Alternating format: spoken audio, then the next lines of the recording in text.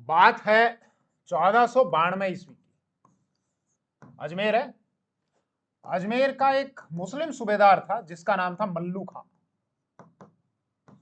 भैया मल्लू खां जो है ये नासिर शाह का आदमी था। कौन नासिर शाह? मालवा या मांडू का जो क्षेत्र है ना, जो मध्य प्रदेश में, वहां का शासक था नासिर शाह। और नासिर शाह ने मल्लू खां को अजमेर में बैठा रखा था कि तू मेरा हाकिम है, अजमेर में बैठ जा। इसी मल्लू खां ने क्या किया 1492 ईस्वी में, और मारवाड़ की तरफ अपनी सेना लेकर चला गया। पीपाड़ एक स्थान आता है जोधपुर में।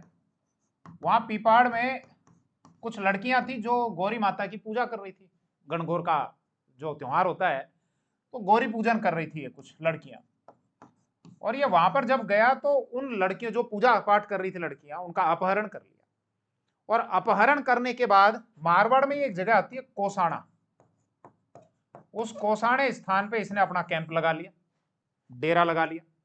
मतलब ये सीधी चुनौती थी जोधपुर के शासक को कि ये लो भाई, हम आपके एरिया में आ भी गए हैं, और न केवल आपके एरिया में आए हैं, बल्कि आपके यहाँ पर जो गौरी पूजन कर रही हैं कन्याएं, इनका हमने अपहरण भी कर लिया है। और अपहरण तो किया ही किया, आपके जो कोसाने स्थान है यहाँ पे लो हम डेरा लगाकर भी बैठ गए। अब आप लड़ सको तो लड़ दो हमसे। जोधपुर के शासक थे सातल देव। कौन सातल देव? मारवाड़ रियासत में आपने पढ़ा है कि जोधपुर के एक शासक थे राव जोधा, जिनके द्वारा जोधपुर शहर बसाया गया था। इन्हीं जोधा की डेथ हो जाती है 1489 ईस्वी में। और इनकी डेथ के बाद में इनके अगले पुत्र सातल देव जोधपुर के शासक बनते हैं। ये आया क्यों? ये मल्लू खां इधर अटैक करने के लिए। दरअसल एक विवाद चल रहा था पहले सांबर को लेकर। सांबर जो अभी वर्तमान में जयपुर जिले में आता है। तो सांबर पर दो व्यक्तियों ने अटैक किया था। कौन दो व्यक्ति? एक तो दूधा और एक बरसिंह। इन्होंने सांबर पर अटैक किया और सांबर से खूब जो भी धन वगैरह प्राप्त करना था वो प्राप्त किया। और उसके बाद ये अपने वापस आ गए मेड़ता की तरफ। मतलब ये दोनों कहां के थे? मेड़ता के थे। राव जोधा के ही ये बेटे थे। सातल देव के, जोधपुर के शासक सातल देव के ये भाई थे दूधा और बरसिंह, जो मेड़ता के थे। मेड़ता वर्तमान में आता है राजस्थान के नागौर में। तो इन्होंने यहां मेड़ता से अटैक किया था सांबर पर। और सांबर जो है वो इसके अधिकार में था, अजमेर वाले मल्लू खां के अधिकार में। मल्लू खां को ये बात अच्छी नहीं लगी, तो मल्लू खां ने पहले तो किया मेड़ता पर अटैक। और मेड़ता पर जब अटैक किया तो दूधा और बरसिंह को मेड़ता से जाना पड़ा सातल देव के पास में जोधपुर। अब केवल मेड़ता पर अटैक करके ही नहीं रुका ये मल्लू खां, ये आगे की तरफ बढ़ा और जो गौरी पूजन कर रही थी कन्याएं, उनका अपहरण कर लिया। और फिर कोसाने स्थान पर डेरे गाड़ दिए। और ये सीधी चुनौती थी जोधपुर के शासक सातल देव के लिए कि आ जाओ युद्ध लड़ दो।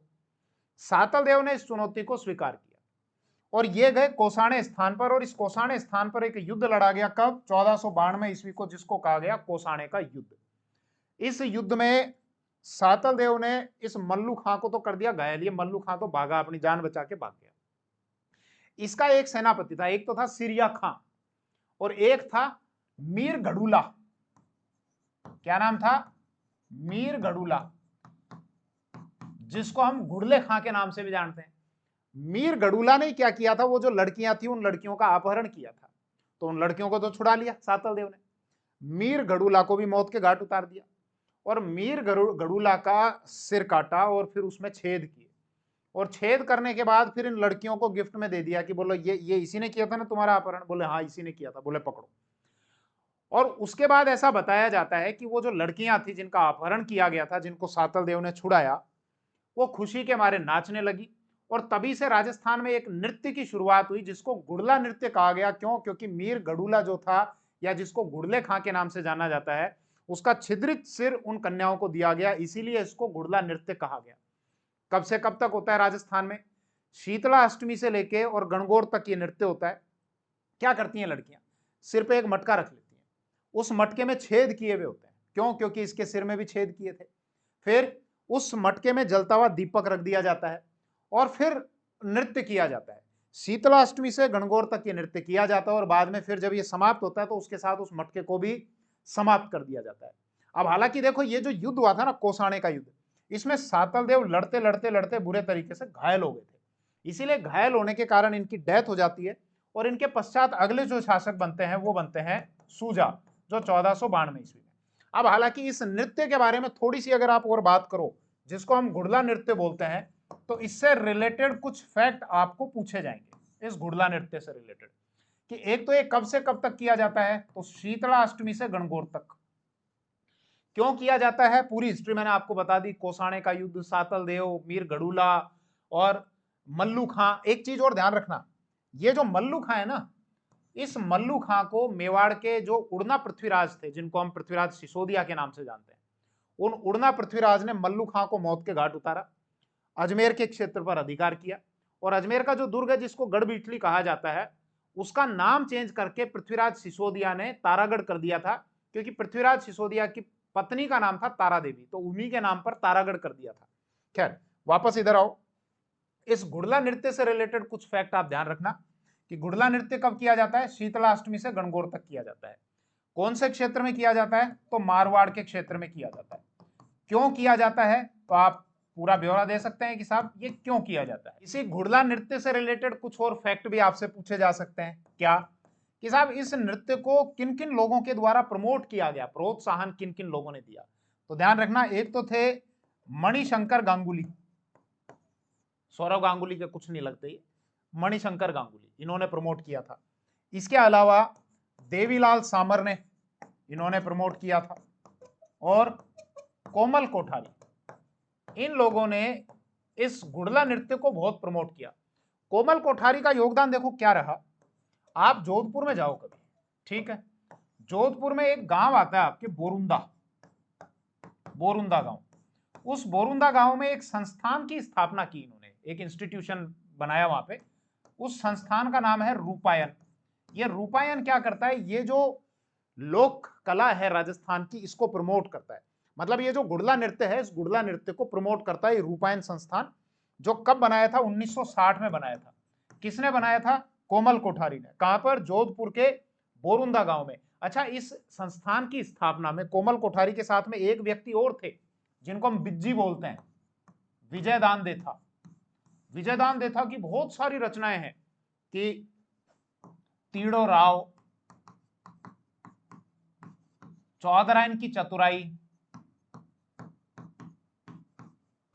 चरणदास चोर,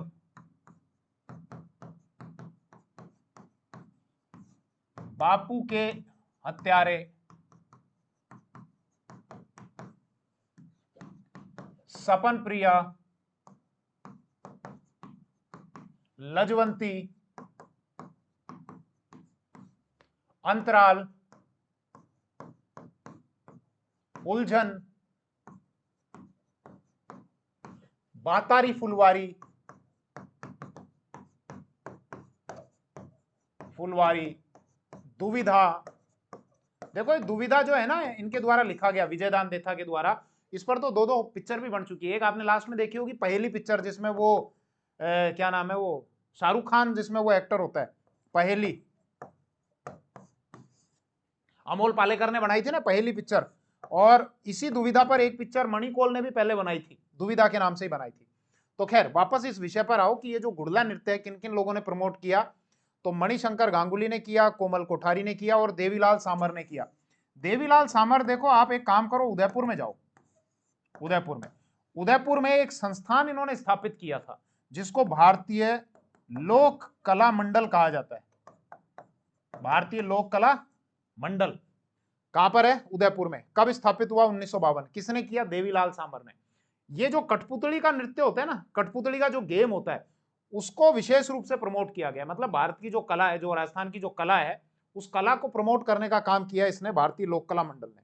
वैसे देखो पूरा बैच अगर आप ज्वाइन करना चाहते हैं राजस्थान की हिस्ट्री का, तो भारद्वाज क्लासेस की एप्लीकेशन पर जाओ, वहां पर पूरा बैच अवेलेबल है।